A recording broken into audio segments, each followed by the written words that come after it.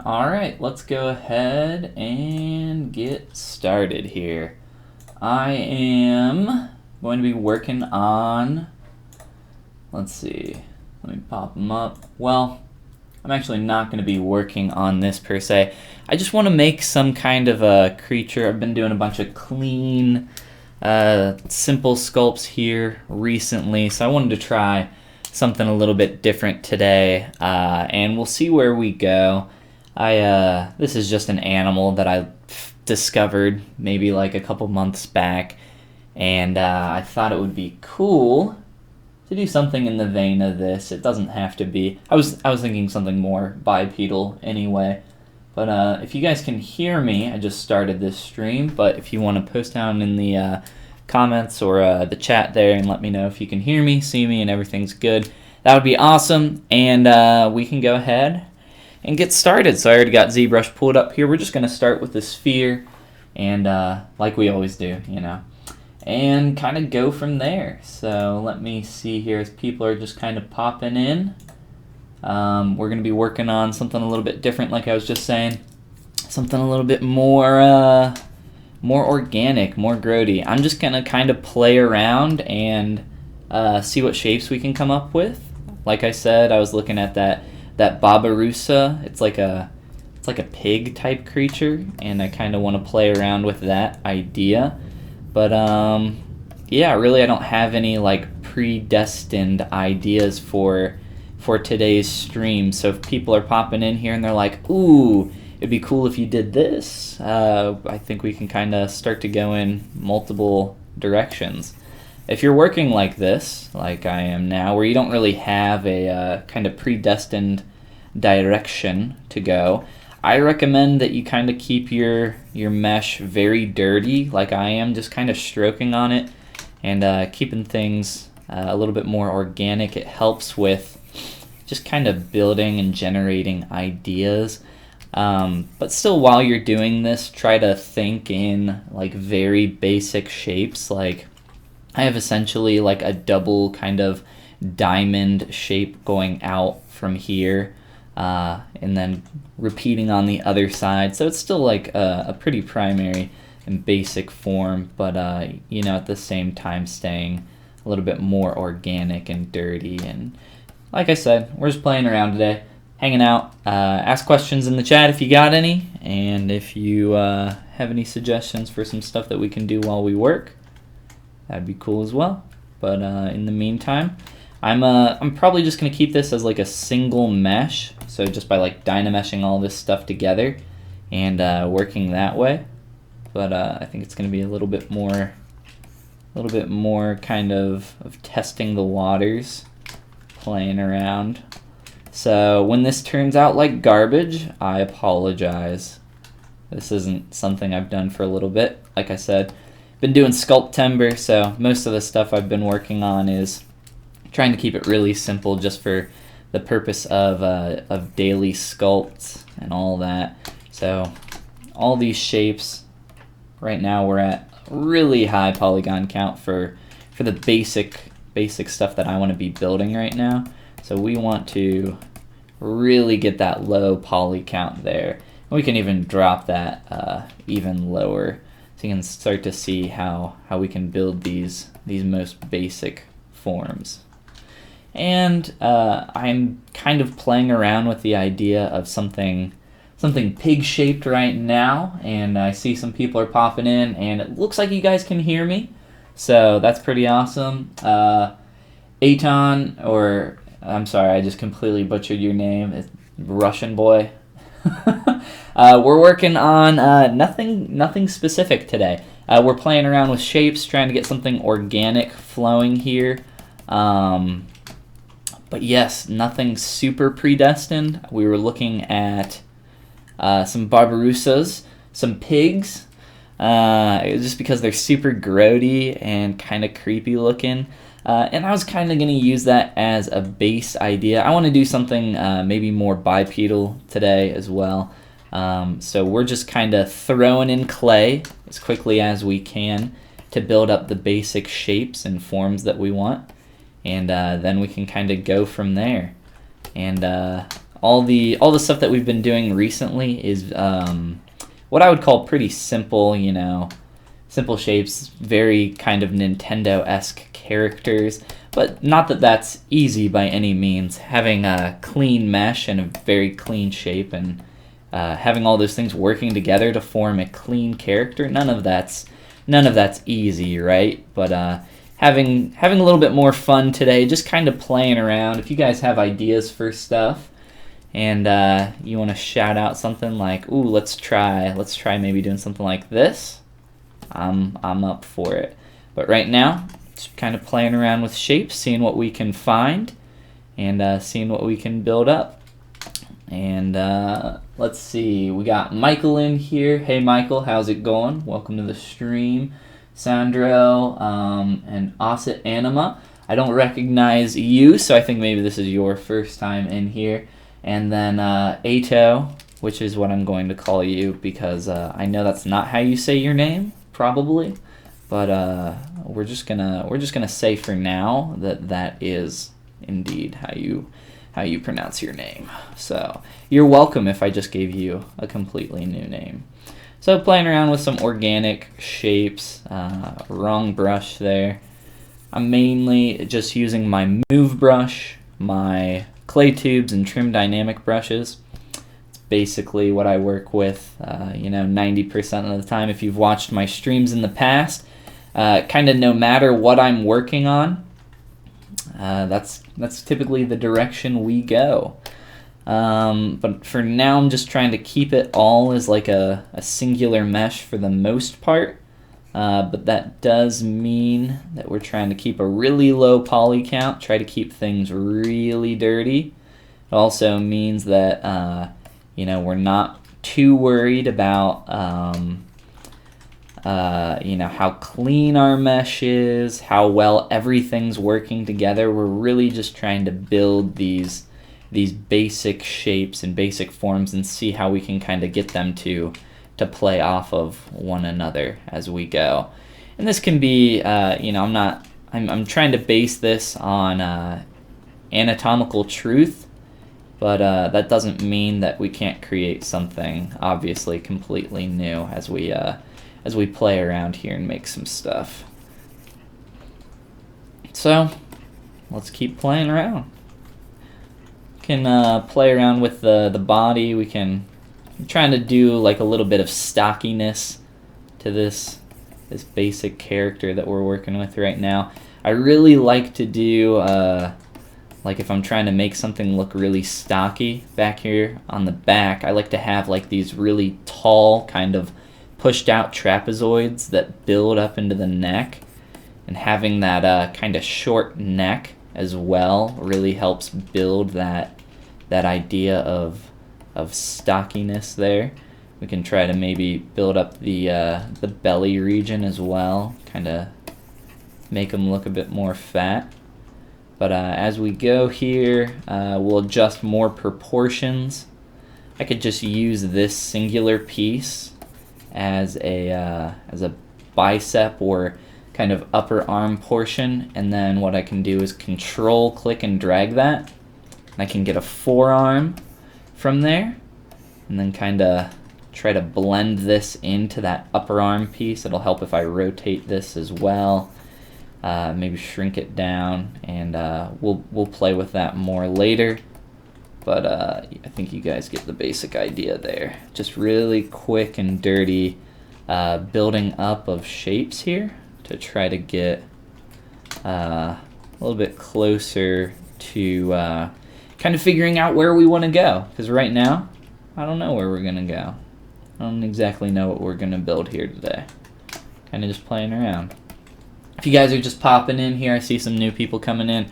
I was thinking about doing something kind of in this vein. This is a Babirusa. It's a grody pig-like creature. Their tusks, I guess is what you would call them, are able to like grow into their own skull if they don't kind of saw them down. I was like, oh, this thing's gross. I don't have any of those where I live.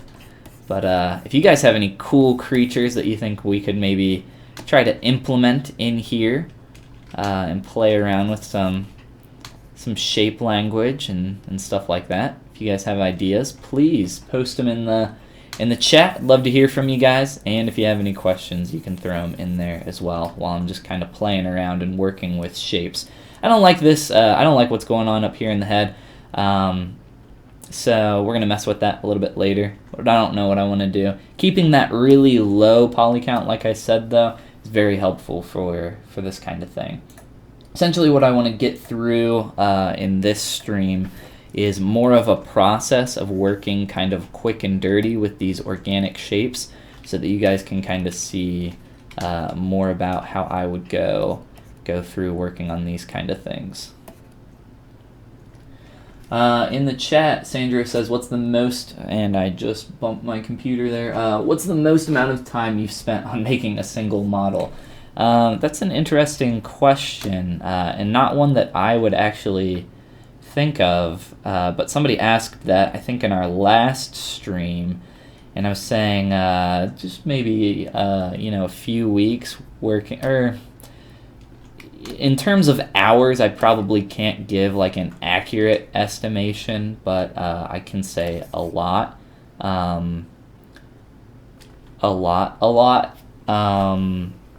Working a full-time job of 40 hours a week, I've worked on models for a month long, but that whole time isn't spent working on that single character. Some of that time can be, spent working on other projects, doing back and forth with clients, and that kind of thing. But in terms of getting like an accurate, solid number of hours, I'm not sure. Doing some stuff that's more realistic and highly detailed is going to be the stuff that takes the longest, at least for me personally. Some clients, though, can be really weird about, well, I shouldn't say really weird, but very particular about their IP. So even on something that's more simple, there can be a lot of back and forth there as well. So I don't know in terms of actual hours. I would guess maybe like some of the pilot stuff that I did for the Museum of Flight in Seattle. Some of that stuff was like pretty high detailed and realistic and took a long time to kind of work on. But yeah, I'm kind of looking at basic shapes right now, proportions, and how I want some of this stuff to blend together. And I'm starting to get a better feel for it as we go. I'm going a bit slow here though, just because I'm talking, so we can kind of start dynameshing some stuff together. I want to auto groups this and just make these similar poly groups, and we can dynamesh. Well, I would actually like to keep this separated. I'm going to keep this separated just so that I can get a really clean kind of belly shape on this guy. I want it to be something that kind of overlays, kind of flops on top of this, but we'll play with building that shape. And another thing that I'll do is I'll probably split it here so that I can get like the pecs laying over top of the belly, and we'll try to make some grody things. But I'm just going to do a quick poly group. If you mask something and press Control W, you'll polygroup that masked area like so. So that's a quick way you can do that as well. Monsterism says hi, how you doing? Welcome to the stream. Thanks for popping in. What brings you to these parts of the YouTube spectrum, the ZBrush stream area here? Let's put like a basic.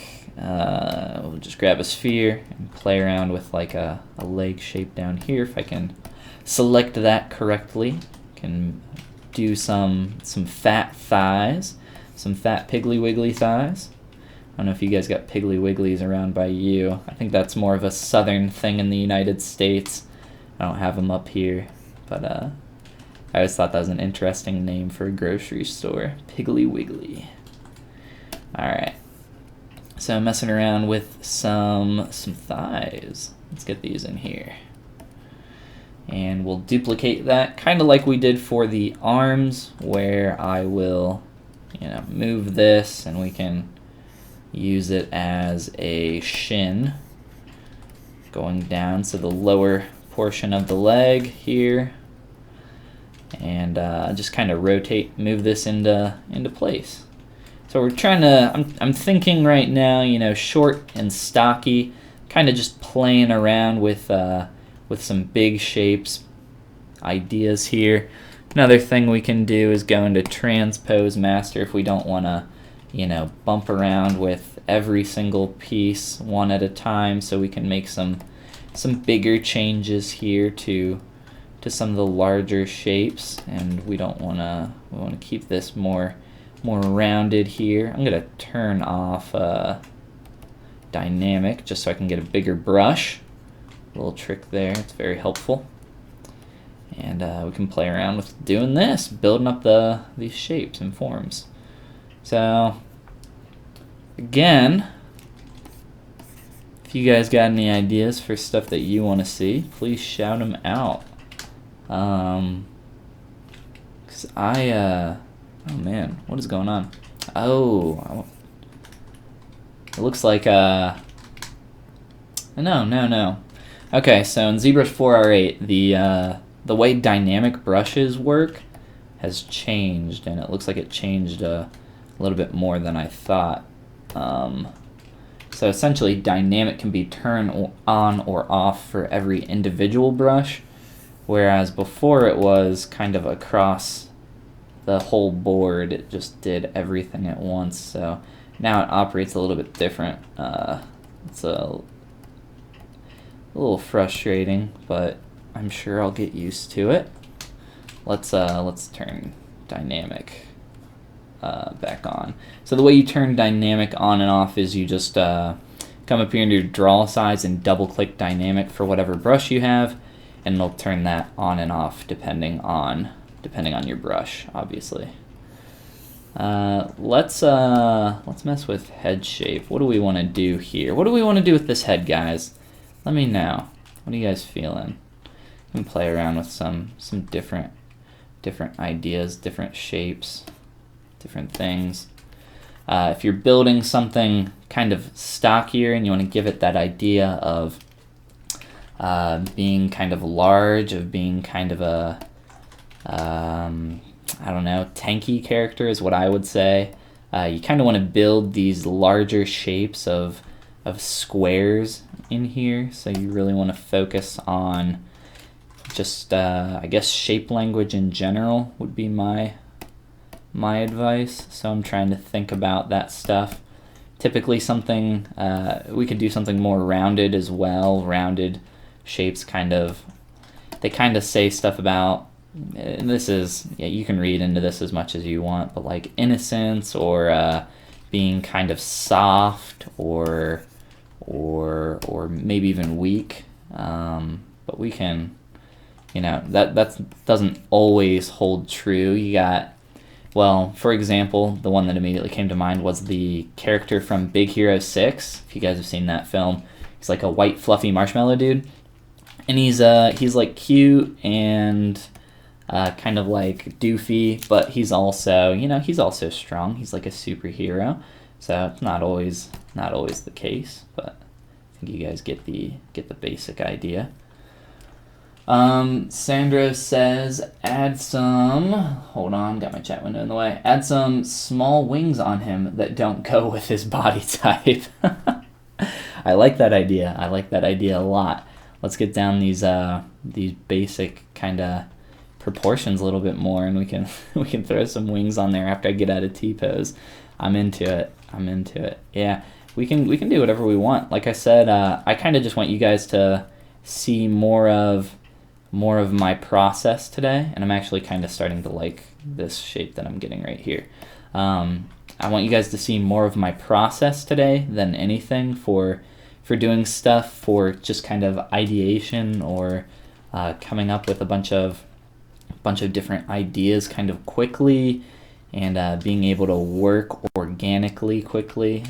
This stuff takes a lot of practice.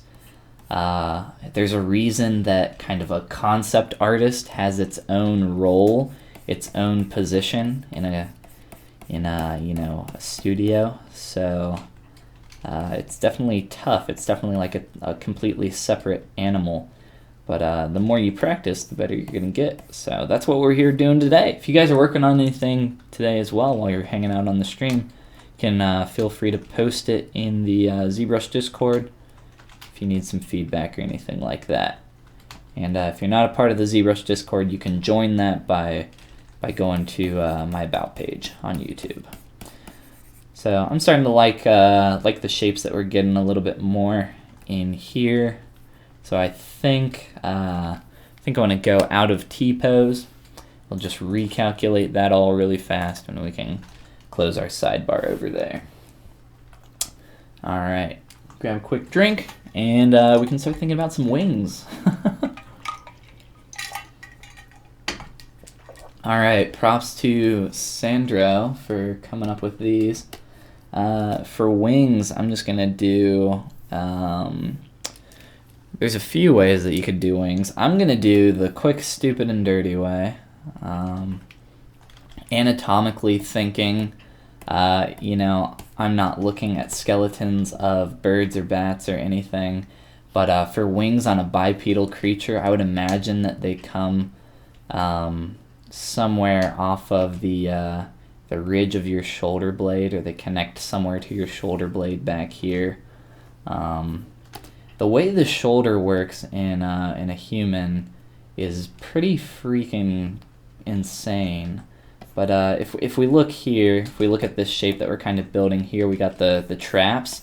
So just thinking anatomically, the scapula or the shoulder blade back here, the traps typically rides the ridge of that bone. So we can look up some references later, but we just want to kind of make it, the more it makes sense, the more you can like make sense of what's happening, the better you're gonna be at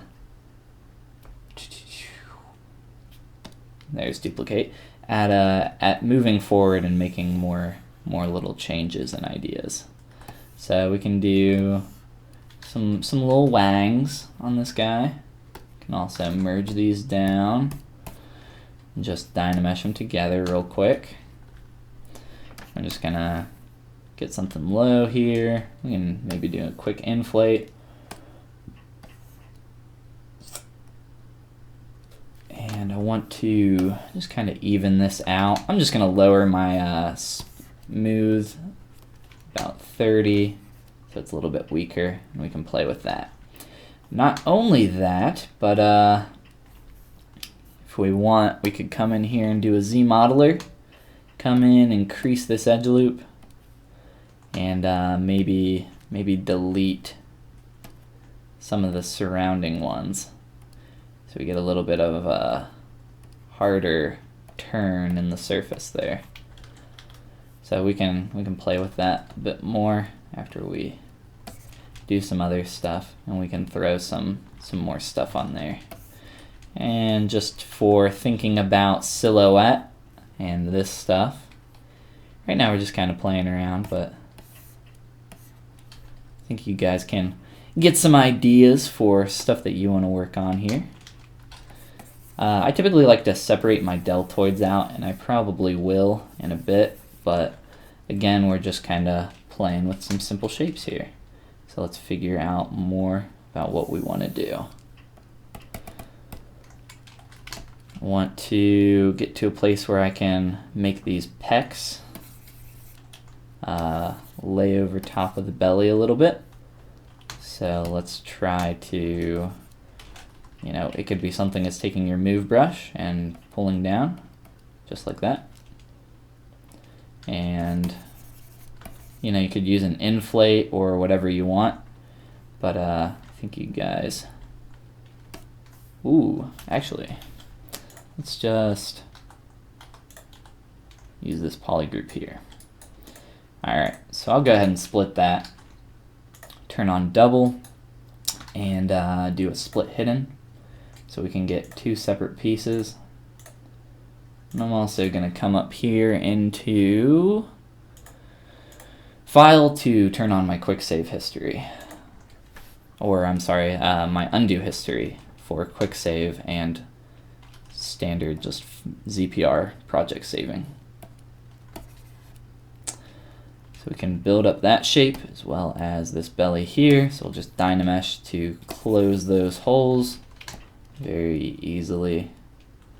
And I'm not looking at really any reference right now, but if you are working on stuff, I would, and you have an idea of where you want to go, I'd recommend that you grab a reference or two. Man, I kind of want to shrink the size of this guy because honestly I'm not a huge fan of the way the new dynamic brush works. Turning it on for one brush and not the others, it's a little annoying, but there are ways we can get around that. Like I just said, if I shrink the size of my entire model, I can kind of cheat the system a little bit. Give them some badonk back here. Playing around with what these shapes are going to look like. Liam says, kind of reminds me of a bigger style of Genosian from Star Wars. Love the videos. Cheers. Thank you. Which one's a Genosian? Is he the guy? Is he the pod racer dude that has Anakin? I think Genosian. He's the no. Is he? Is that the same thing? I think he's the same thing. I don't know if he's the Genosian pod boy. All right, my Google skills aren't amazing. Yeah, we can. Yeah, I like that. That's cool. Let's see here. Playing around back up here with the face. We got these fat traps building up. Really getting that neck nice and fat. Play with these shapes from other angles. Looking at this, kind of want to think about how all these things line up. Thinking about so many different angles. Like I said, I'm trying to go for something a little bit more blocky. Not that it's going to be like super hard. Not that we want it to look mechanical, right? Still want organic. But having like essentially a square for the shape of the head. But we can play around with how those shapes work together. They don't have to be, perfect. Inorganic shapes, they typically aren't. Depending on where I want to put this eye, I can play around with that now. So I'm thinking, I'm still trying to, like, while I'm doing all this, don't think that I'm just like kind of randomly stroking on my mesh. I'm trying to think of like how bones would work here, like around like an ocular kind of cavity, and how some of this stuff makes sense, and like a cheekbone, for instance. A lot of this stuff that you study in anatomy is definitely applicable to things that aren't exactly human. It still has to anatomically, the more anatomical truth you can kind of find and make sense of, the more sense it's going to make when somebody looks at it and says, oh, okay, yeah, I could see that existing in the real world. Let's move that ridge a little bit.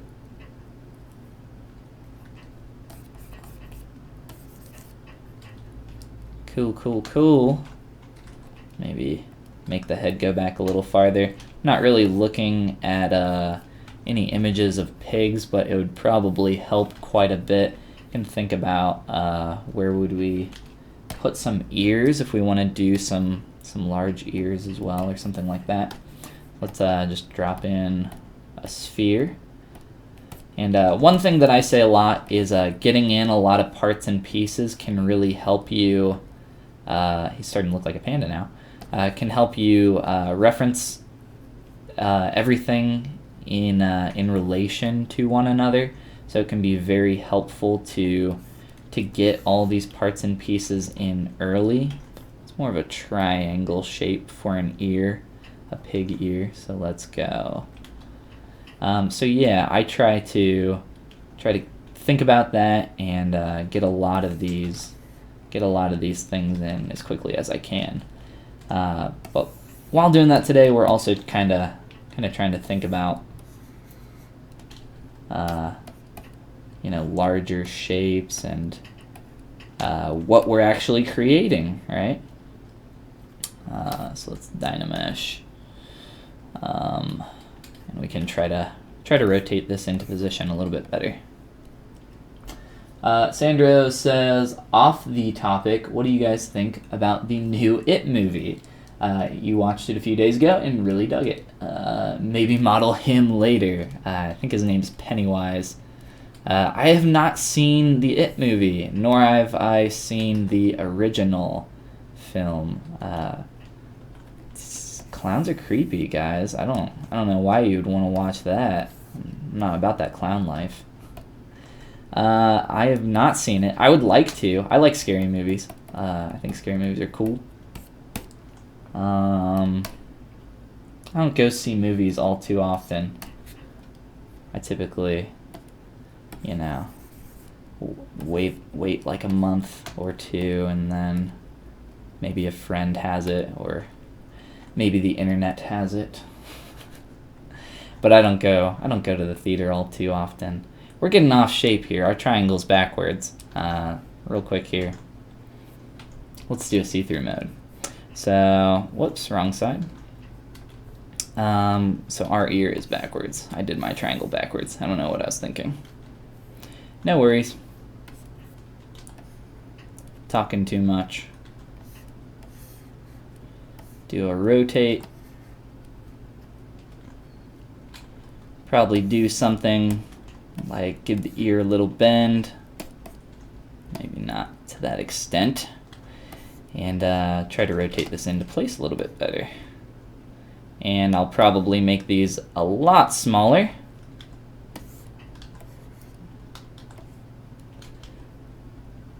And let's think about throwing in some quick eyes in here.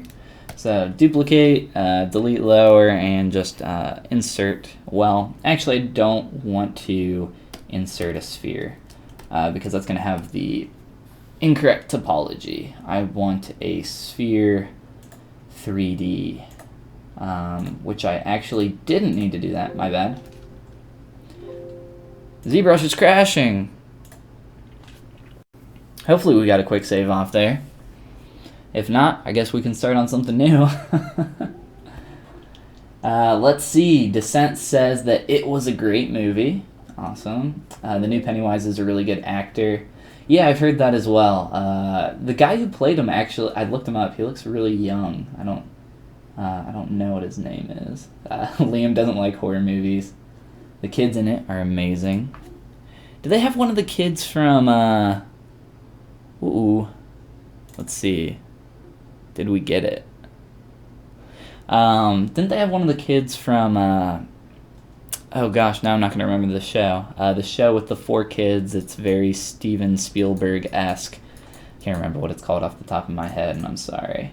But you guys one of you probably knows the show that I'm talking about. The Under Thing, or the Upside Down, whatever it's called. So we didn't lose too much there on our quick save, so no worries. I tried to do something that ZBrush wasn't too happy about. And that's pretty much the story of my life. I tried to do something and ZBrush said no. ZBrush said sit down. You will sit down and not do that. Stranger Things. Yes, that's correct. That's the show that I'm talking about. I feel like one of the kids from Stranger Things is in that. Am I wrong? Am I incorrect in that assumption? Those kids were great actors as well. On a side note, if you guys haven't seen Stranger Things, I highly recommend it. I told my sister about it and my brother-in-law, and I watched one episode with them, the first one, and then I talked to them like 2 days later, and they're like, "Oh yeah, we watched it. We watched the whole show in one day. We just watched the whole thing." So I'm kind of throwing them under the bus, but I just thought that was funny. So it's obviously a good show. You guys should check it out if you have not. Let's do a cool crease on on one of these guys here. Whoa, that's not gonna work out. Got some bad geo. Bad geo. I just did a whoops. I just did a bevel there. That's gonna be pretty much the same thing as a crease, just not quite as strong, which is what I was going for. Fighting the polys. I'm just gonna Dynamesh this and say forget about it, because I don't want to deal with it right now. Also, dog's ears kind of go forward like this. We want more of a pig ear. Play with that a little bit more later. Still looking very doggy-like. I think they're too large. All right, back to the point where we were gonna throw some eyes in here. Think about how this could work. All right, so append, sphere 3D. This sphere is the one we want because it has a pole, so it's going to make it easier to paint a pupil or iris or whatever else we want to throw on there. So we can kind of just scale this down. Whoops, move it into place. This, whoa, wrong piece. This one. This scale works well over here as well, so we can use that. And then we can kind of figure out where we want to put this eye and how these shapes are going to line up. How big we want it, what we want it to look like. We can mirror and weld, so we can kind of get that into a little bit better position. Pigs have kind of higher set eyes, it looks like. Just kind of looking at that. So back pretty far and high up. So I think that's going to be fine for our purposes here. And then you can use our transpose tool and rotate this. Make sure we got rotate on, not scale. And where's that pole at? So I want that pole kind of facing out here. Just kind of move it into position a little bit better. And I just want to throw a quick color on here. So not Skin Shade 4, but Toy Plastic Fill Object. And then just a quick black on here. I'm just going to paint it by hand.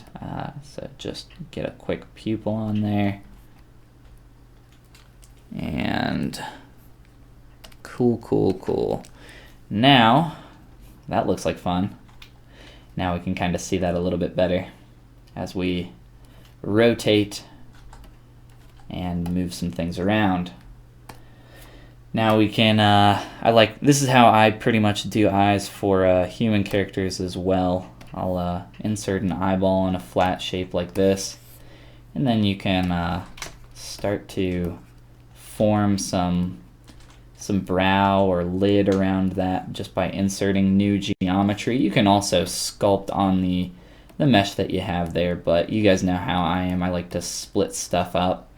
So it might look a little weird at first, but as we build that up a little bit more, we can play around with stuff. So duplicate.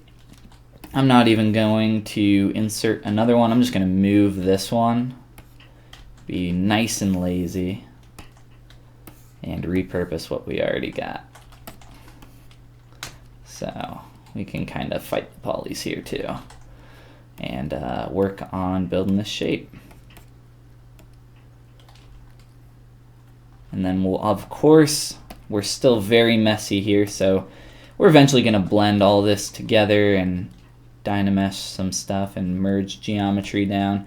We're not there yet. We're just kind of playing around. We do want to still keep really dirty here overall, and we don't want to spend too much time on just one section, but at the same time I don't want to get it to a place where it looks just very funky and then have it throw off the kind of kind of feel we're getting from everything else here. So I'm just going to play with it a little bit longer to kind of try and find something here that I like a bit more. Then we can move on to playing with some more of these shapes. We can Dynamesh, or not Dynamesh, but subdivide here. But before we do that, I want to split the head. So I'm just gonna do a pretty simple selection here and split the head from the body.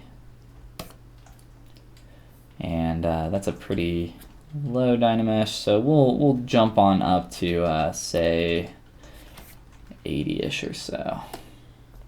And same down here, around 80. That should be good. Now we can kind of start playing with how these, like how we can get like an extra chin or so in there. What we could even do, a method that I do a lot for this, for like creating fat rolls and stuff, is using like a curved tube brush. And let's step back. So curved tube. Then you got a nice fat roll in here, and you can play around with how that'll work, and probably thin this out.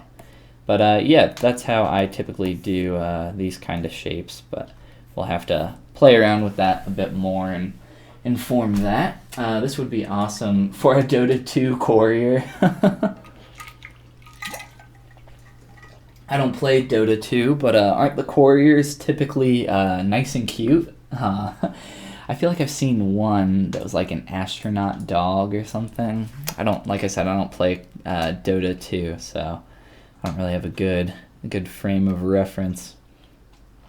Curved tube snap for the win. Heck yeah. Curved tube snap is great. There's also just like the curved tube brush. It's a bunch of stuff.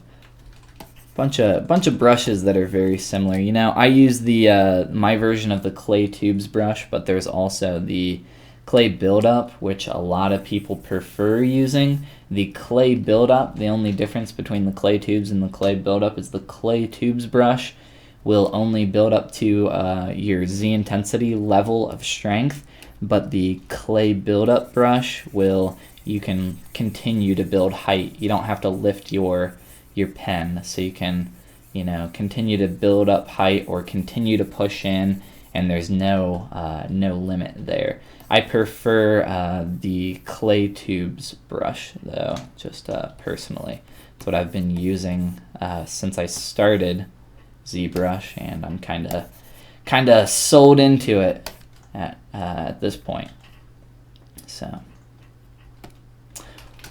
all right, still trying not to focus too much on smaller shapes and getting these things to play together very well. I still really want to focus on big shapes and getting these things to make sense proportionally and look good in that respect. All right.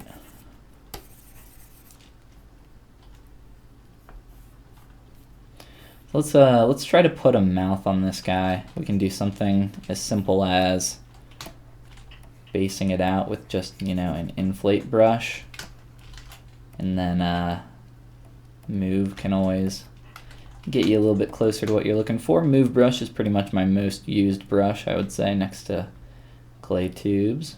But whoops, start playing around here.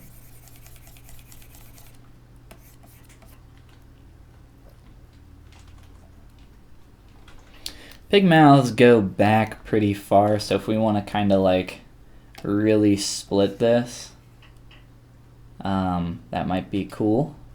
I kind of like that shape that we're getting there just from that little line alone.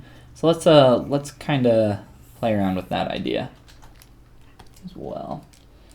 Do you do things for Steam Workshop? I sure don't. Do things for Steam Workshop. I loved sculpting muscles with the rake brush and clay tubes before clay buildup came along. Yeah, I used to use, well, I shouldn't say I used to use the rake brush, but I used it. It was like one of the first brushes I started using just because,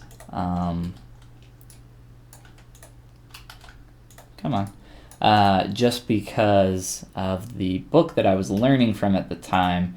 They were like, yeah, the rake brush is great, and it was okay. It had me doing a lot of post cleanup, but what it definitely does is it keeps you in the mindset of keeping things really, really kind of dirty and not worrying too much about cleaning your surface while you're in these stages. So if anything, it's a good brush for your beginning stages of your sculpt, especially if you're doing something organic like we are today. A little bit more fun. Doing stuff that's very clean is pretty highly technical, but doing stuff like this is, you have to have a lot of knowledge about what shapes you're attempting to accomplish. Still, it's not easy by any means, but at least during these stages, we can kind of just have some fun and play around with different forms and see what works and what doesn't.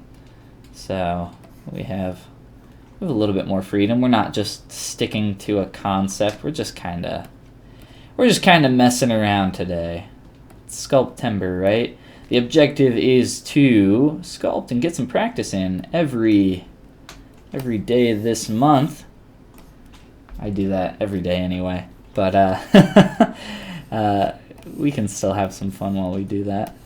I don't have to make a statue of David every time I open ZBrush. Thank God. It'd be a lot of pressure. I'm gonna hide this for a little bit. Try to maybe inflate this lower portion of the mouth more. On the snout here, you can kind of see like how it's a little bit like more narrow, and then it gets thicker as it goes back. So maybe we can kind of try to capture that a little bit, if we can do it justice. Fight the polys. That's what our jobs are. Try to work with them, but most of the time, fight them until they do exactly what you want. Or at least close to what you want.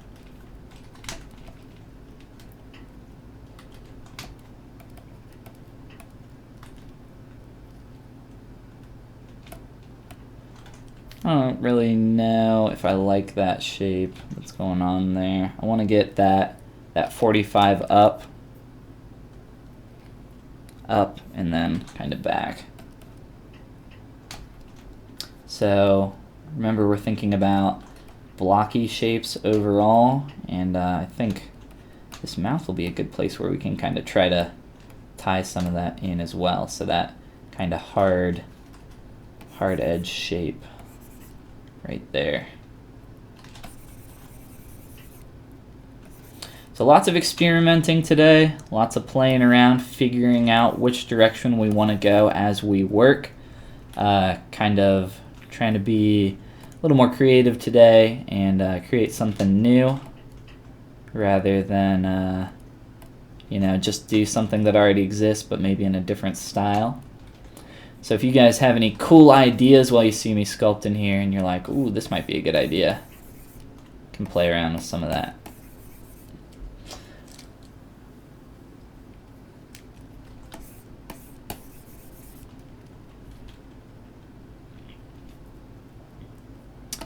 And I also, man, he's one fatty. Can kind of bring some of this in. So the clay buildup, if I were to stroke there, kind of would have got a little bit out of control, but the way I sculpt now with the clay tubes brush, I know that I can, stroke, lift up my pen, stroke again.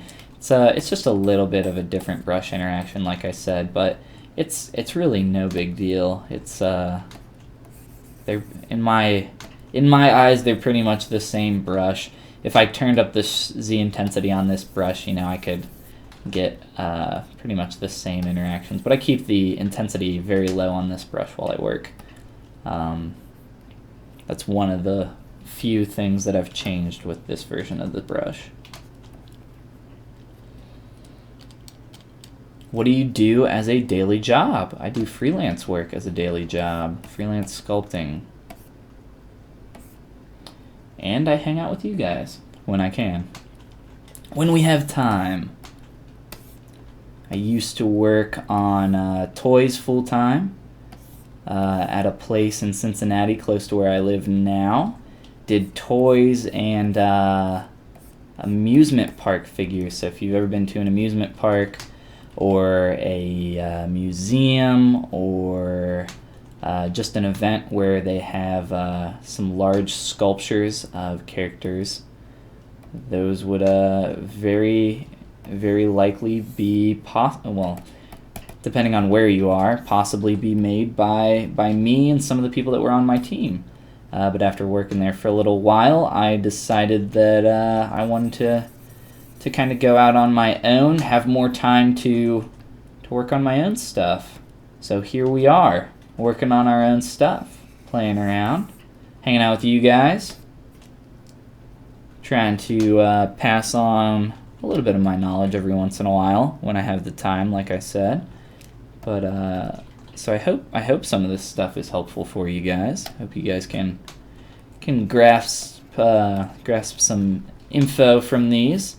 I know for some people that maybe pop in here more frequently than others, you probably hear me say a lot of the same stuff, but that's mostly because I don't use a ton of tools, and I don't think most people use a ton of tools in ZBrush, and you really don't need a ton of tools. You just need a pretty good foundation of skills, and then once you have that really good foundation, it's just a matter of figuring out how you can use those things to create whatever you need. It's more of just a problem solving. I really don't like when people ask. I shouldn't say I really don't like it, but it's gotten old with time when people say, like, how do I sculpt a hand? How do I sculpt a fish? How do I sculpt a person? And the reason that gets old is because it's not a matter of, like, there's no, like, this isn't like a program where it's like, oh, just click here, here, here, there, do this, this, and boom, you have a human character. That's not how ZBrush works. That's not how sculpting works. This is a sculpting program. Sculpting being the key word there. It's a very difficult thing to do. Sculpting's not easy, and sculpting in ZBrush isn't easy. It makes it easier than real life and traditional sculpting because we have undo, and we have, I can duplicate this piece and do all sorts of stuff a lot faster than I would be able to do in real life. So it makes it a lot easier for us in that regard.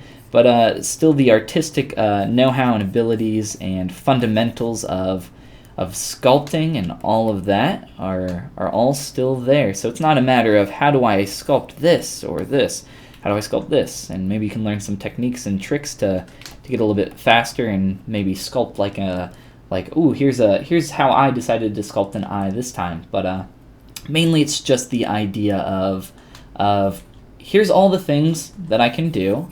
Now how do I use all of these tools that I have to now make a human character, or how do I use all the tools now to start playing around and working on a new character, or make a foot, or make whatever you want. So it's a matter of using the tools that you already possess, in my opinion.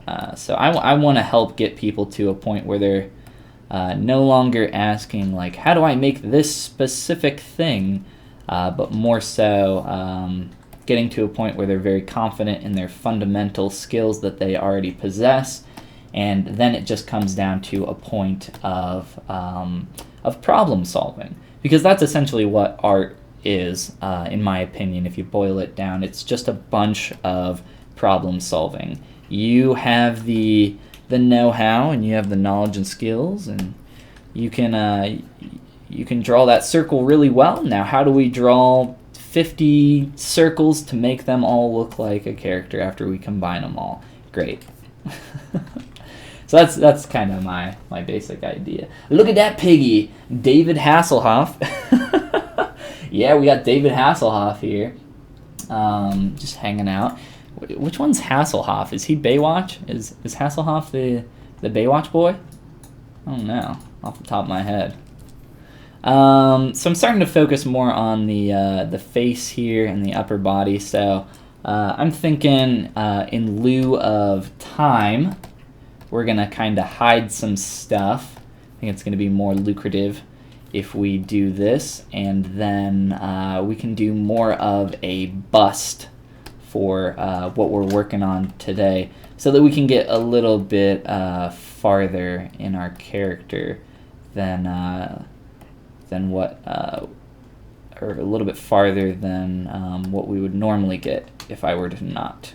So let's play around with more of the upper body, and I can start talking about my processes as I continue to move forward on a bunch of this stuff. So if you guys have questions, again, feel free to just throw them in the chat as I go. I'm just trying to kind of think about what I want to work on next. I can start playing around with shapes here in the pecs. Here in the boobles, as we call them. It's a technical term for pig breast, booble. Don't Google it, I swear it's true.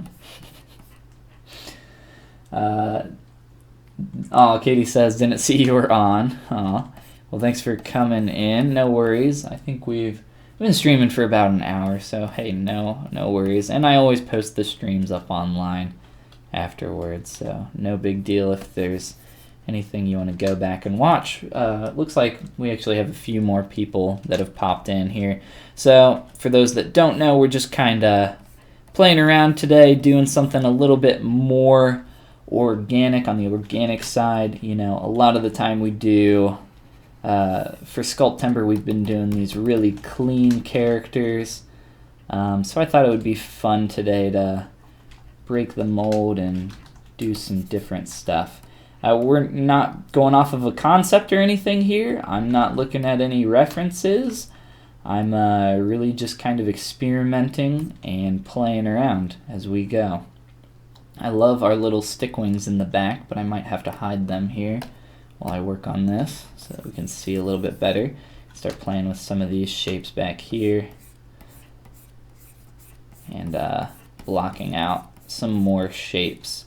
So we're kind of making more of a fat character, so need to kind of think about where we want these fat rolls to go. We had one around the neck here, but I think I'm gonna opt out of using that, at least for now. We might come back to it, but I want to get a nice basic shape in here that we can kind of build off of. So I might be able to just kind of build this up and blend the rolling of fat together here. Awesome. Let's go into Transpose Master and mess with some big shapes. I'm almost out of water. I might have to go snag some real quick. So again, I want to mess with some like bigger shapes here, some bigger form changes. I'm just kind of playing around, seeing what I can come up with. I have perspective on currently, makes it a little bit more accurate. So if you were to maybe 3D print this, or if you're working on something for a game or film, and obviously that camera at the end of the day is going to have some form of perspective on it, some focal length and everything else. If you know what that is, you can go into your perspective and adjust your angle of view. I think someone can correct me if I'm wrong, but 33 is around that. Around 30 is pretty standard, but ZBrush does a 50, which I think a focal length of about 50 is standard for like portraits. I'm not a photographer though, so like I said, you guys can correct me if I'm wrong. But having that perspective on can help you make sense of some things that are going on a little bit easier.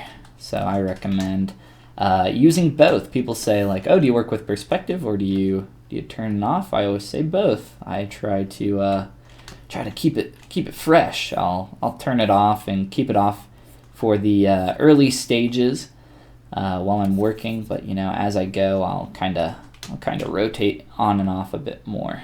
So I don't know if these how far these arms are going to go down into this, because we're just doing a little busty bust here. So I don't know, we can play with this. I'm just using a alt pinch brush to kind of pull in this booty, this pig booty. Can start playing around with some of this, and just shapes as we go. Move brush with backface masking can be great for stuff that's pressed together, like breasts or a butt. So or even like fat rolls or anything like that. That's typically my weapon of choice when facing those things. So bigger shape adjustments. I was thinking about getting like a really high mouth here and really kind of up the creep factor. But if I'm going to do that, I probably need to mask off those traps. Actually, let's mask off these eyes, because I want them to stay round as well. So we'll do that real quick, and I'll just do the ear as well. So we just have the face. We can try to really creepify this little piggy boy. Maybe we can give him some nice sharp teeth as well. So again, looking back at a Barbarossa here, their mouth kind of like narrows as it goes down, and then this just kind of blends into their body. So if we can get some more fat rolls in here, maybe I might bring that shape back that I had. You can kind of play with that too. So playing around with just how the mouth is going to look. Can also play around with these big shapes. All right. I think I'm going to exit transpose here. Then we can start maybe dynameshing some stuff together. So T-pose, subtool, boom. 3 seconds, that's pretty good. Cool. Had solo mode on. Turn that off. And look at these. Look at this fat. Try and get some blending here. As well for the trapezoid shape blending up through there, we can bulk that up, play around with that. Got a nice high ridge of the traps going on back here. I like that. Can even do so a little bit more and really kind of chunkify this dude. And actually, I want to go back into T-pose just really quick, because I want to experiment with got a quick save going on with widening this guy just a tad. So let's grab all this stuff. That's fine. Just experiment with really widening this guy out. Still got perspective on. Smaller heads typically make a character look a bit more stupid. So this guy, he's not, I don't think pigs are incredibly cunning. Maybe the truffle hunting type. But this guy, kind of just want to go for maybe big and stupid and a little bit creepy. If we can accomplish. that.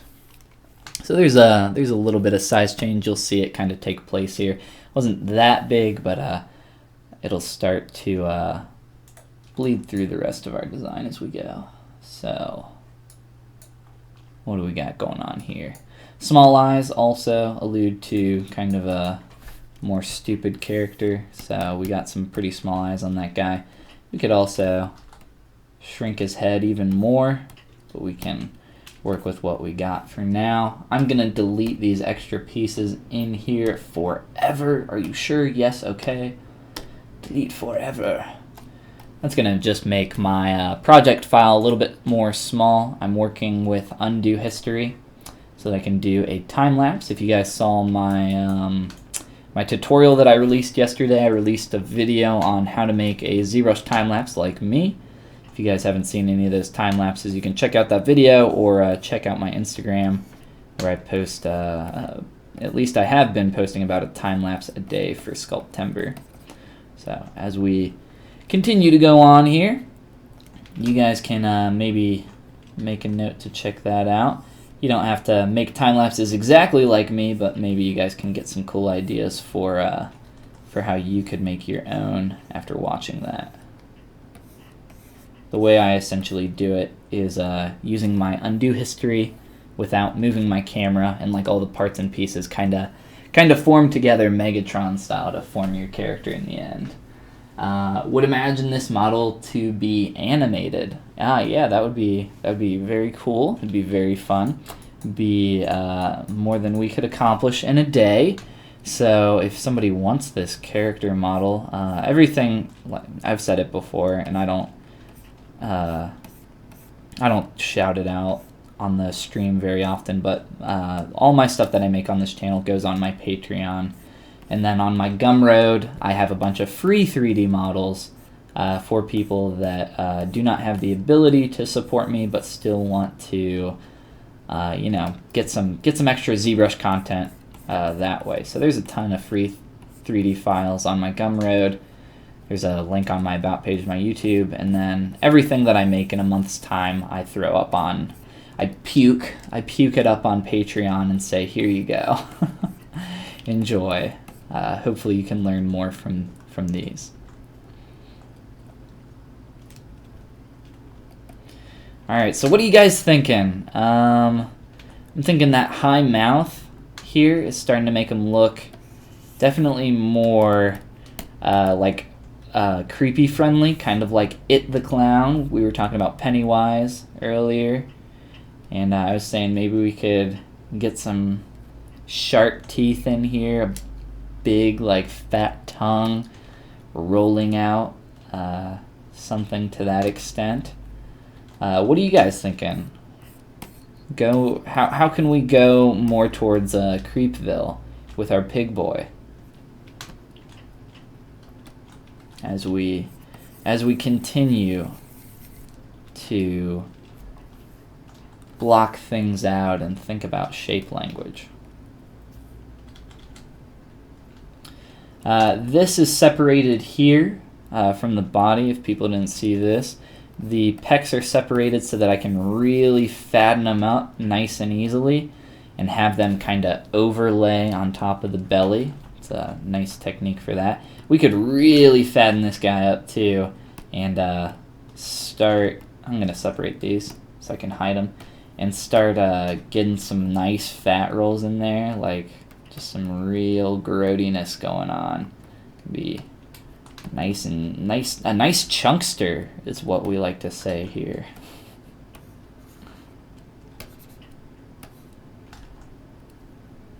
And maybe his legs are just so tiny they're tucked up under his poor little belly.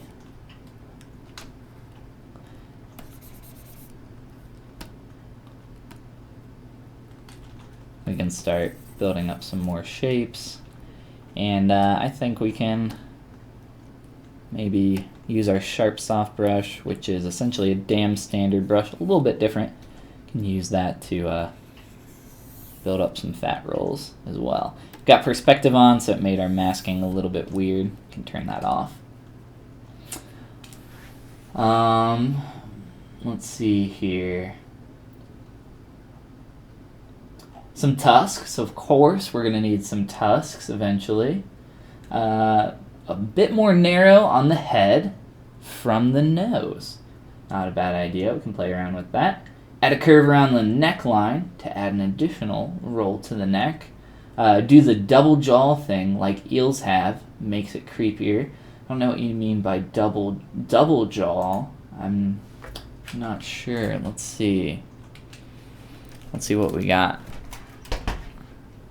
Double jaw eel. You said like eels. Whoops. Double jaw thing. Whoa, this is fun. So how does this work mechanically? That's a very blurry image. I'm assuming it's something that allows them to open their jaw. Oh, whoa. Kind of like some AVP. We got some alien action going on here. It's like a little jaw, little mouth inside of a mouth. That's very interesting.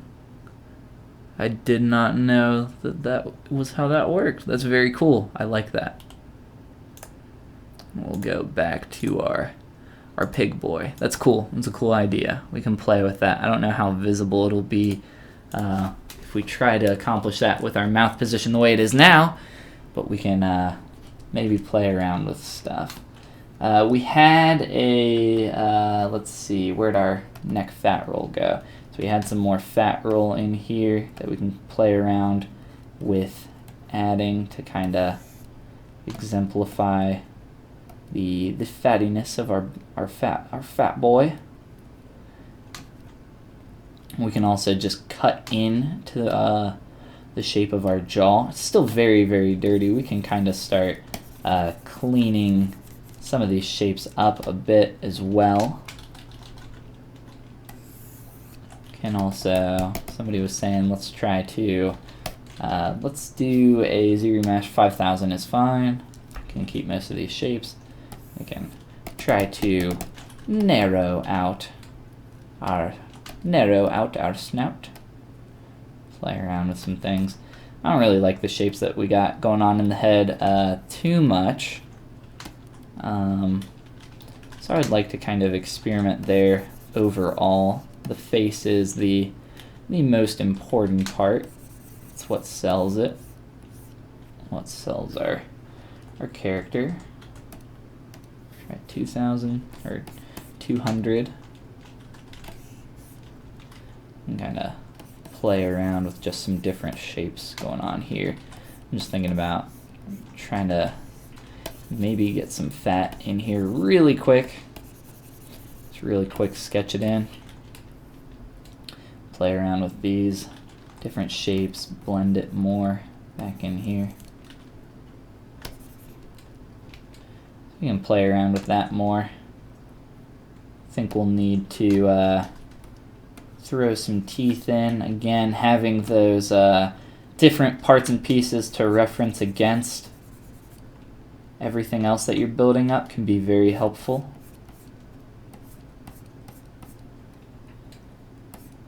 And thank God we just kind of broke this down to doing more of a bust shape because, you know, characters take a very long time, depending on how well you would like to perform with your sculpting.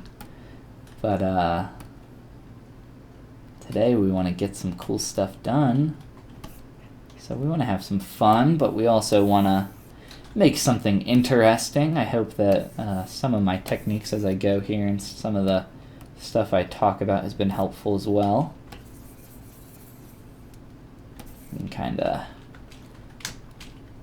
give them a bit more of a tummy roll here. We can maybe add in a belly button where that would connect. It's really dirty. That's okay. Dead booty though. We'll play around with stuff. Alright, let's do just a 1K ZBrush. Got some weird geo going on here, so ZBrusher might get confused. I might have to do a Dynamesh first. Ooh, it did pretty good. For the most part. That's fine. All right.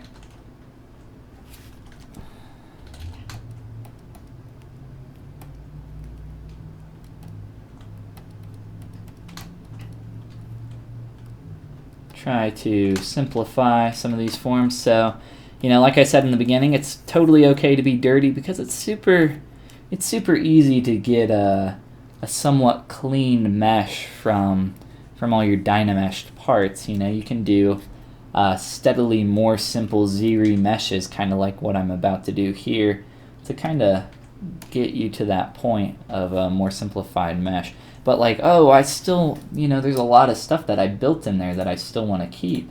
Well, that's okay. We can just grab our pig head here and project all those details back on so we don't lose anything. And then from there we still have subdivision levels.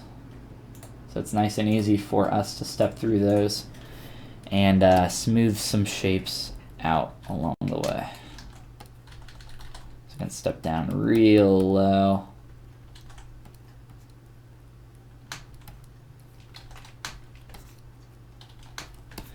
Start to play with that. I like to keep my mesh dirty for as long as I can, because as soon as you start to smooth it, you're not gonna, I don't know, you lose a lot of texture, you can lose a lot of form here. So I like to, I used to only sculpt, like if I was doing a sketch for the day or something, I would just keep it dirty the entire time, and I don't know, that was more of my style back before I started working on toys a lot more. But now I tend to focus a lot more on clean shapes, and a lot of my sculpting is fairly clean for the most part. Which, I wouldn't say one is more hard than the other. Trying to get something that's kind of dirty and sketchily look good is just as difficult as it is to kind of get something that's really clean look good as well. One just might take a lot longer than the other. I'm thinking I want to merge that eyelid down onto this base head, and I think you guys know how I like to split stuff up, but I think we're at a point where we want to merge some of these things together. So I was just playing around with shape here with this fat shape. I don't know if I like it. We can play around with some more stuff.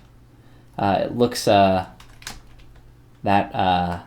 crease there is starting to make it look a bit more like a, is it a pit bull off the top of my head? I don't know. I'm not very good with dog breeds, but that's the read that I'm getting from this. So let's really try to warp this into something new.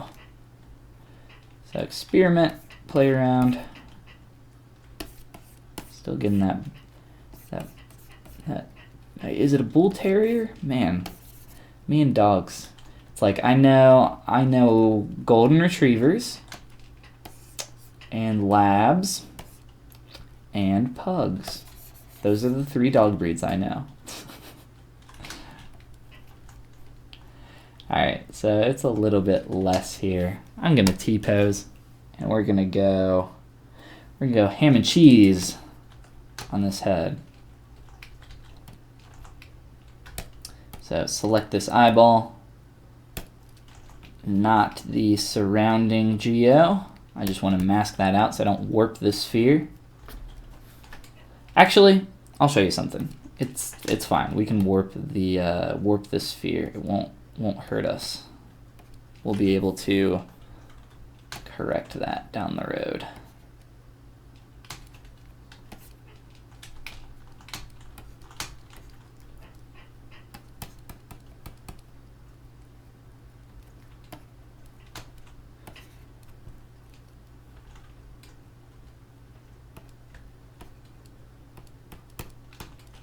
So I'm just kind of, sorry I'm being a little quiet here, but I'm just kind of thinking while I make some big changes and Trying to think about what I like. I'm thinking like this more squashed kind of head is pretty interesting, as opposed to something that's very, very tall. What are you guys feeling? You liking some very narrow shapes? I'm trying to stick with some more round stuff, but can still round out narrow shapes. Can play around with that.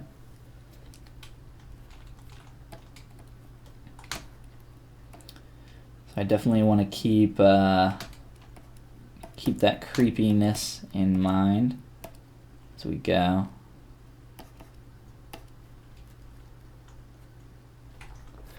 Oh my gosh, this thing. That eye is like, that thing's terrifying. Let's narrow this jaw a little bit right up here. And by a little bit, I mean a lot of bit.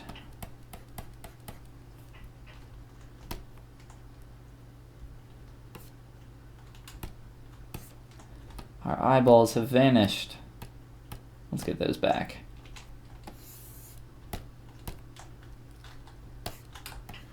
So I warped the eye a lot. A lot of junk going on here.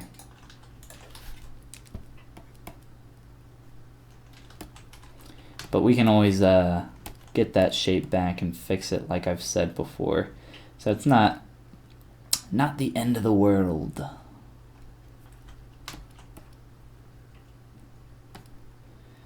Really like the fat traps going back here.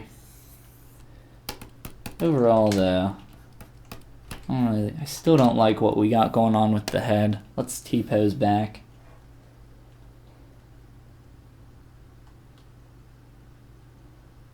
And this eyeball, you're going to see this eyeball warp a lot. So let me zoom in on that. So it's all messed up. I'm just going to undo the changes that were made to it. I knew it wouldn't change position all too much.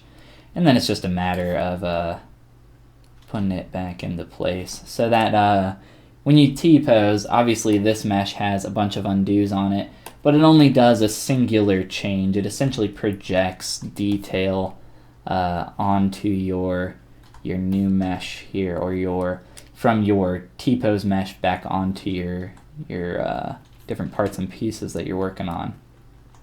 So that's only a singular step. So if I were to undo this, it would go back to its original position before I transposed it.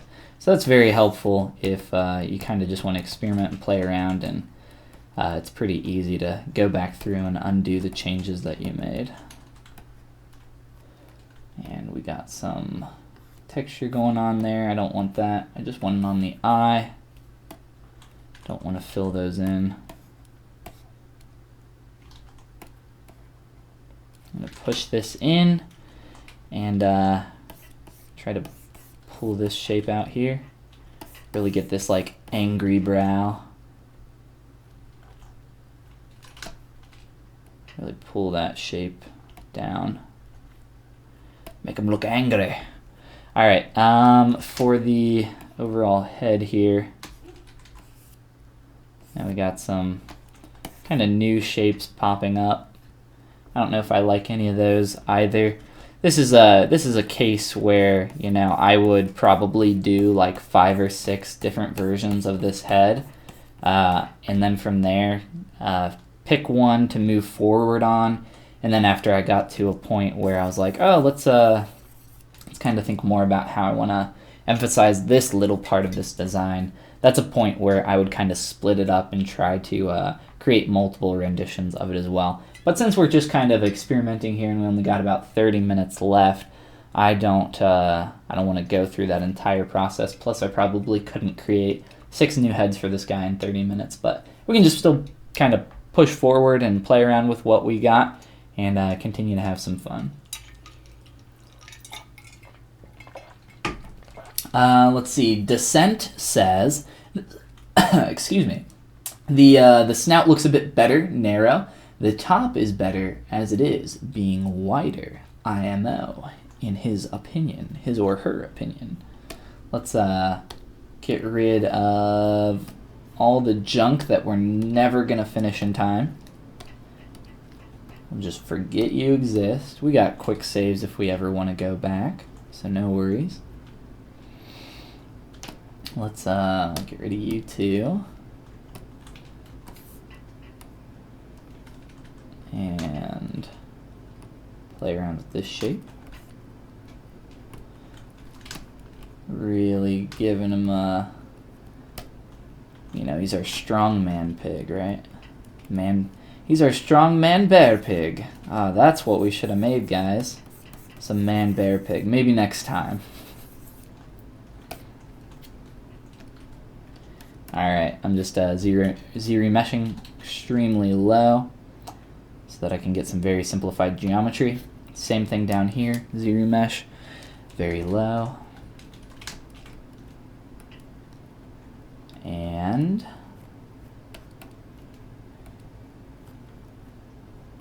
if I smooth this, whoops, if I draw a mask and then smooth this, it'll start to pull in on itself, so it'll get like this tucked in feel.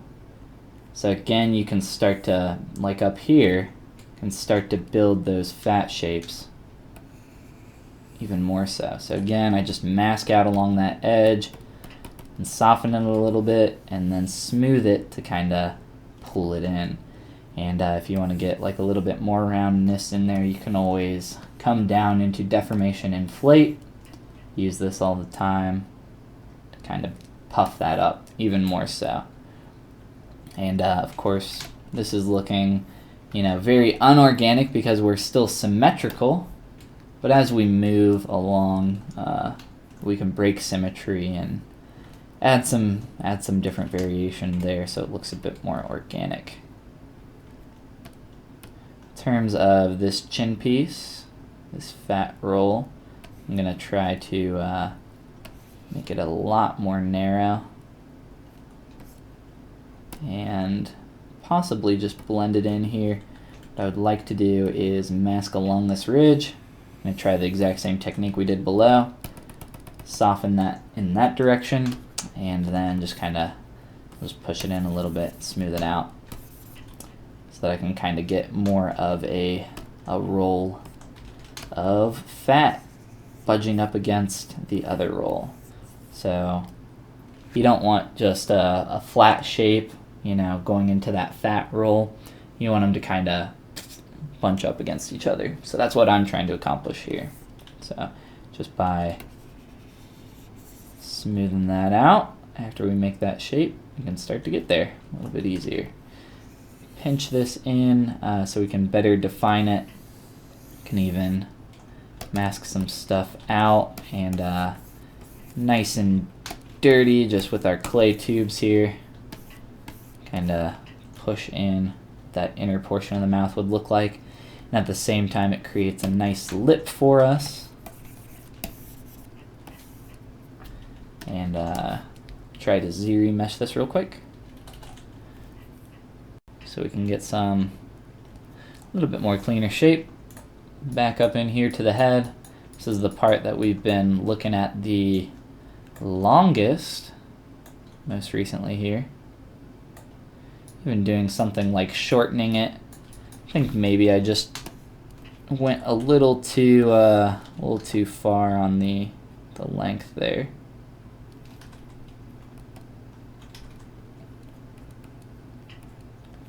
I think that can start to get us into a position that we like a little bit more.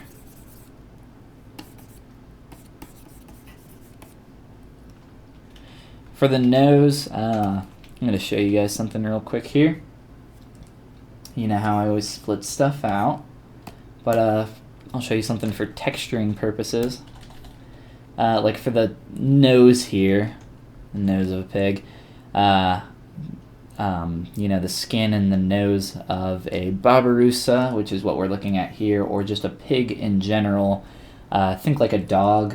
You know how the texture of the dog's nose is a lot different than the fur on their skin. Well, that's true for a lot of these type of creatures, quadrupeds, as we called them. So what we can do is mask out our nose. And that should be good. It looks like we got inside the nostrils as well. Make a nice poly group here.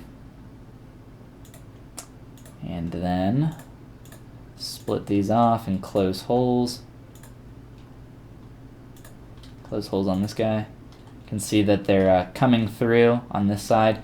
You wouldn't be able to see that unless double was on. That's why I always keep double on, so I can have the most knowledge possible about what I'm working on, what I'm working with.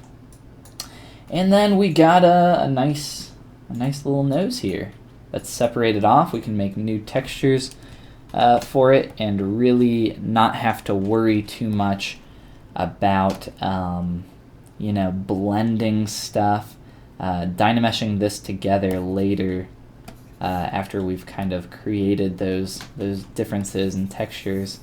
It's a lot easier. Having these separated like so will make it quite a bit easier for us. And visually, it's gonna right away. It's gonna kind of separate those one from the other, so that visually it makes more sense for what we got going on here. Whoops! Please stop being highlighted. All right. Cool, cool, cool.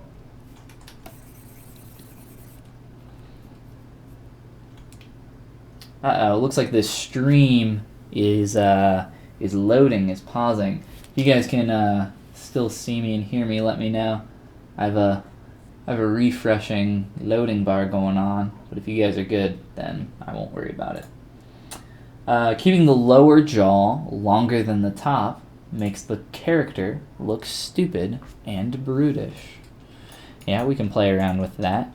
I want it to be maybe stupid and brutish, but I don't want it to necessarily be slack-jawed. But you know what? I would like to get some creepiness in there as well. If we can, let's try a little technique here. We can mask some stuff off, and then kind of make the lower jaw flow out a bit more, and even I'm just going to inflate it.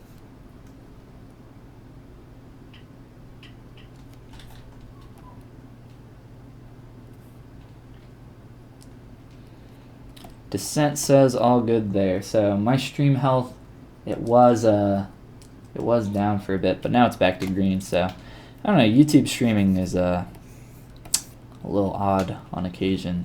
Not sure. All right. I'm about to. You guys ever get that feeling like a sneeze is coming, and it's like, it's just not. It's like, it's right there.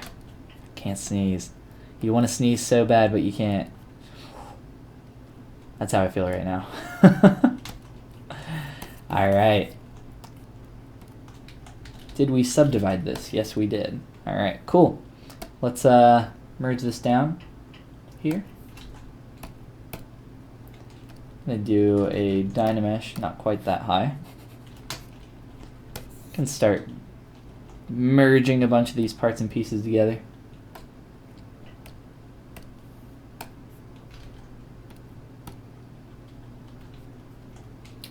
Dynamesh.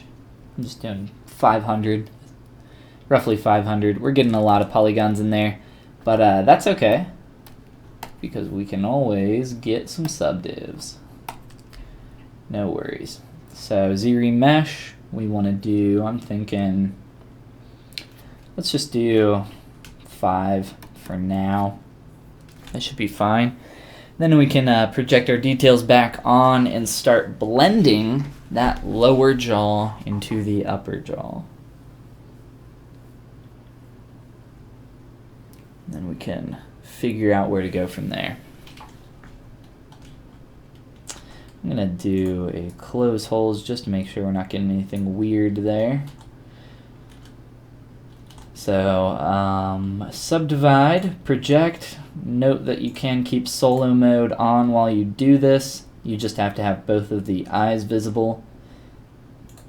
Makes it a little bit easier for me to kind of see how my projection is doing if I just have the singular mesh visible. If you have it like this, it's a little bit hard to interpret what's going on with your surface.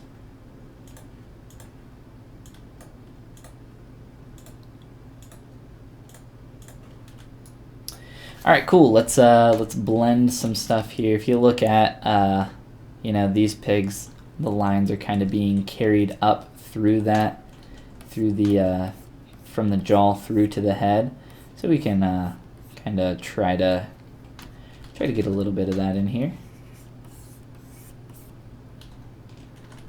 Using our subdivision levels, we can step up and down and make changes. Great for being able to carry that detail up through multiple layers of resolution. Not actual layers. I very rarely use layers in ZBrush. Pretty much the only time I'll use layers is for doing texturing, or if I'm doing maybe something that I'm very unsure of. I'm like, I don't know if I'll like this, and I just want to kind of play with it and test out the shapes that I get there.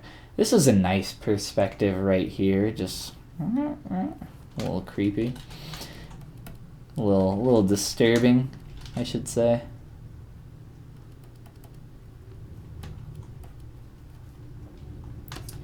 All right, Piggly Wiggly, we're getting there. Playing around with all sorts of garbage today. We set out, all we had was a picture of a pig in a dream, and we said, let's make some garbage. Let's flex some creative muscles. Let's do something a little bit more dirty. Not dirty in that way. No, that's weird. Keep your mind out of the gutter. Oh, no, you're good. You're good. Someone was saying that their connection was buffering, but it looks like it's just them. Yeah, I think that's what happened on my end as well. You know, you'd think. Now my stream health is actually red, saying stream health very low. I'll give it a minute here. Before it was just buffering for me. Now it's not happy at all.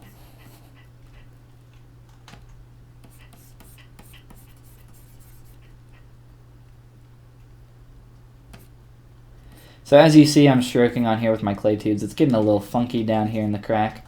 That's no big deal. I can always just backface mask and pull these shapes together. I'm not too worried about even at this stage about things getting too out of control. I feel like I'm always in a position where I can correct most mistakes without using that undo button. I'm not, in all honesty, I'm not one to typically undo unless it's like something major that I just can't fix with another stroke.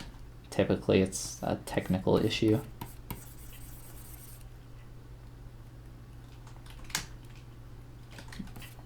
Piggly Wiggly's gonna need some nice dumpling cheeks here. Let's get a Dynamesh in. So back to Dynamesh, just so that I can merge those two pieces here where they're kind of separating. Dynamesh is always great for that. And down here, backface masking is gonna allow me to create nice folds that are kind of pressing up against each other. Dynamesh to essentially close holes in this situation.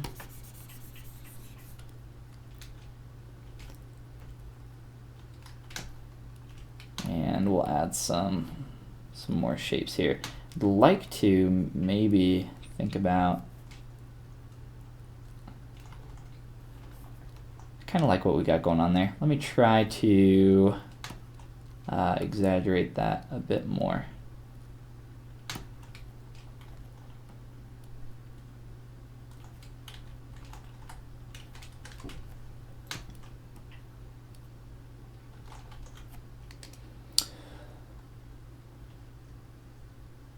I want this to look more piggy.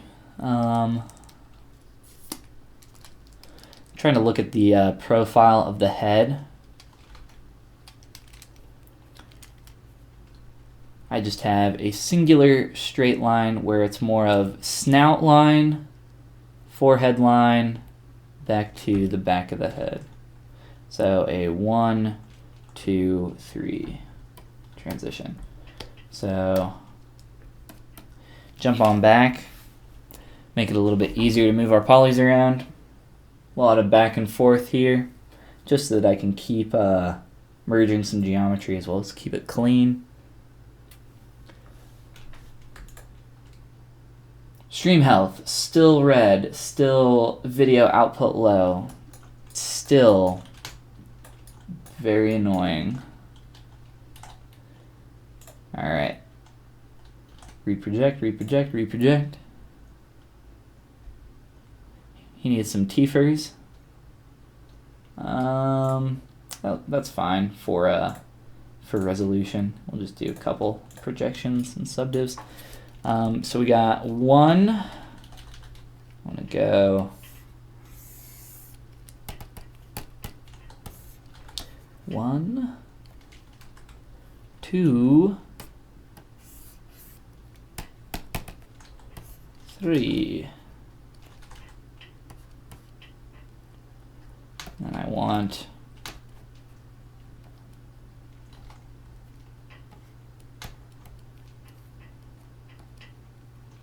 this to be a little bit more rounded in here.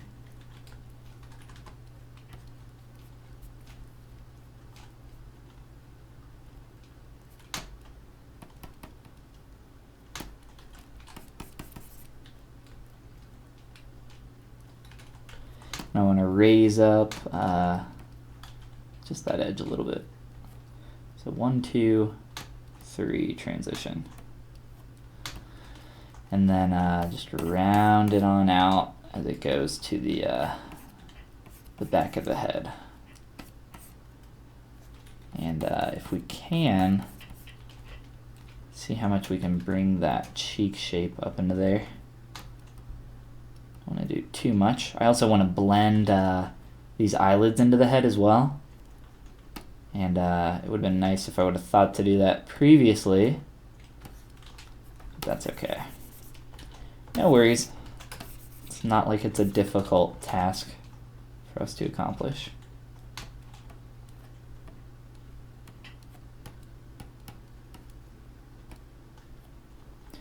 When I'm, when I'm normally sculpting, a lot of the time, excuse me, a lot of the time, I don't sculpt like I do on stream. When I'm streaming, I'm talking and I got my head going in every which direction while I'm trying to think of what I'm going to do next. But when I'm sculpting off of stream, it's definitely, there's a lot more thought that I'm giving in between strokes. So it's more of a situation where here I'm just kind of trudging through and trying to go forward while talking here as much as I can. But when I'm sculpting and when I'm like really in the zone, most of the time not most of the time, but about half the time, I won't even listen to music. I'll just be kind of focused on my thought process as I like try to figure out what I'm doing. And then half of that time is of course spent sculpting and stroking on my mesh. But then the other half of that time is like planning. So it's like, I get here and then I look at this and then I think about it and I'm like, okay, what do I need to do here to get this shape that I like more? But I kind of already know what I want to do at this point. Okay, so now I'm making these changes. I want to widen out this neck roll. You know, we want to get that rounded shape in there. Anatomically, we want it to make a little bit more sense. It wouldn't be tucked up under there. That looked kind of silly previously, so now we can, as we start to round this out, get it a little bit more, it starts to look a little bit more like a swine boy. So we can get there closer, or get there faster. So me sculpting on here and me sculpting, you know, when I have more ability to kind of just focus. So they're pretty different, but that's why on occasion I'll just kind of stop talking and try to figure out what we want to do next. But it can be helpful for me. So I don't know about you guys. I don't know if you listen to podcasts or music while you're sculpting, but if you do, I would recommend just trying one time.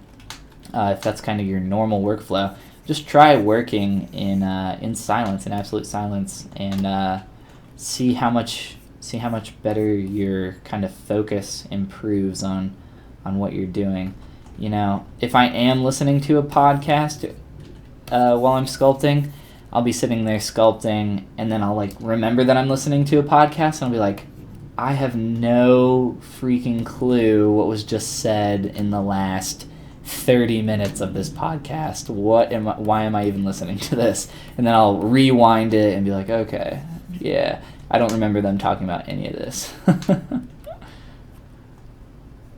Your Cintiq wobbles. It sure does. It's on an Ergotron arm.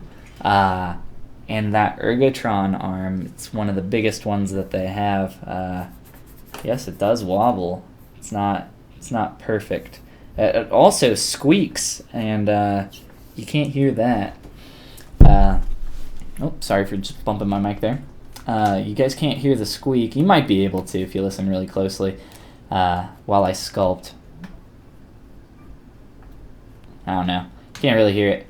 But it gets so annoying in those moments when I'm working in complete silence and I'm just sitting here and it's like... It gets old quick. And then that, in tune with the dogs all around my neighborhood, also adds to a great bit of frustrating noises. How are you going to render this? Ta-da! I did it. I rendered it. Close to that. Come in here. I'll show you a few quick settings. Render properties. I'm just going to turn on AO, and I'm going to do about 0.25 for the G strength. If anything, since I'm not painting this, and I probably don't plan on doing it, I might send it to Keyshot and do a simple render. These are my shadow settings that I typically do. So 0.25, 25, 15, G strength, raise, angles. That's going to give you a lot softer shadows, so I'll re-render that again. It'll take a little bit longer because I'm using a lot more rays, but you'll get a lot more softer shadows. And not only that, I'm going to use ZBrush to Photoshop, so I can send it to Photoshop and get a bunch of layers quickly that I can work with for AO, shadow passes, different lighting setups, and that sort of thing. Also, I typically, not typically, but sometimes I'll come in here and mess with my lighting scene as well, pre-render, and then go from there. But that's my typical ZBrush render process. But in terms of other renderers, I have a really nice render scene for a clay render setup in Keyshot that I use. I feel like I gave that away on Patreon at one point. Someone who's here that maybe is on Patreon can correct me if I'm wrong. That might have been in like the first month of my Patreon. But yes, Keyshot is nice and quick for some cool renders. Especially for physically based rendered stuff.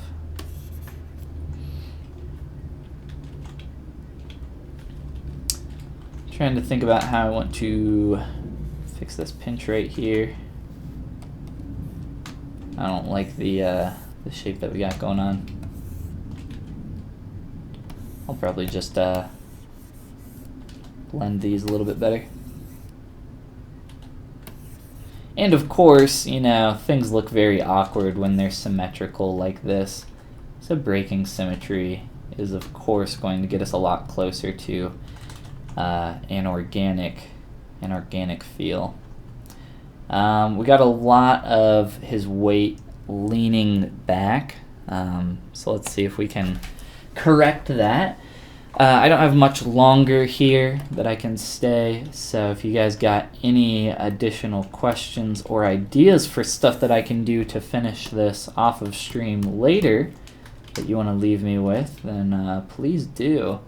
Thank you guys for coming and hanging out while I sculpt and experiment and play around with a bunch of ideas. Hopefully I talked about something at least once that you guys were like, ah, okay, I can try to do that in my own sculpt. I don't know if that was the case for you, but I don't even know if you're a ZBrusher or sculptor yourself, but I hope that some of this was fun or helpful. Alright, T-pose that back.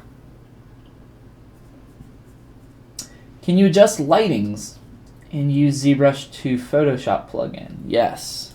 I'm assuming you asked that question right before I said that. Alright. Clean up some of these shapes a bit more.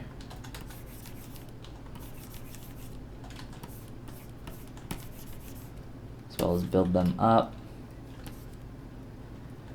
Again, really just going for this swollen piggy boy.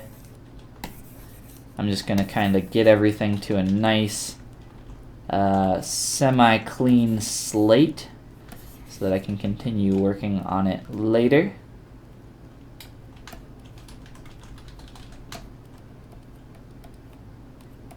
And then I'm going to bounce on out of here. For these boobs, you know, they just need to be bigger. You know, that's a lot of the time that's just the problem. The boobs need to be bigger.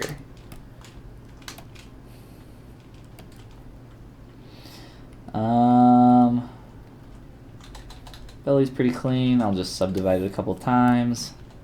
Get it up to a little bit of a higher res. And adjust some of these shapes. That's nice.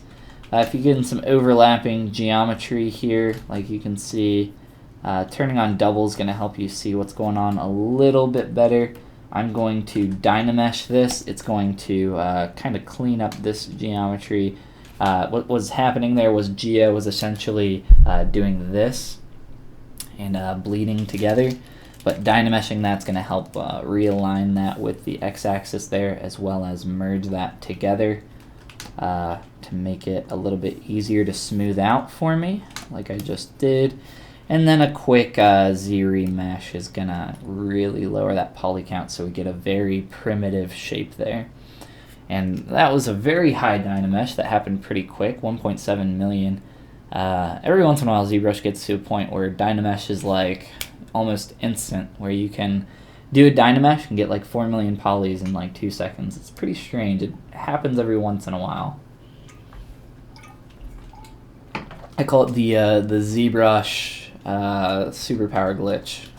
Essentially, it's pretty awesome when it happens, but I don't know what causes it, and I don't know how to replicate it. But when it happens, you just thank the ZBrush gods and continue with your work. All right, so we got a nice plump pigger here. You got to be careful with that one. Got a nice plump piggy, and I think that's gonna do it for this stream, guys. We kind of just set out with the idea of a pig when we started, and maybe making some kind of, start working on a bipedal figure, a little bit different than, you know, a normal pig with his 4 hooves. Now we have 0. We'll get to a point where I don't know if I'll end up creating the full character. I said I didn't have enough time, so I would just do the bust.